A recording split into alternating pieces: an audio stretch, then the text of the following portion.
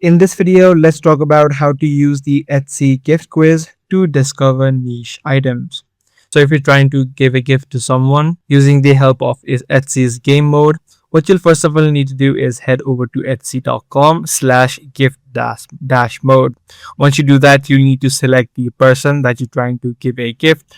Straightforward, you won't be able to select the person, but you can select the relation. So let's say if your wedding is coming up, trying to look for a gift for that occasion, you can just select the wedding option and different items will start to open up.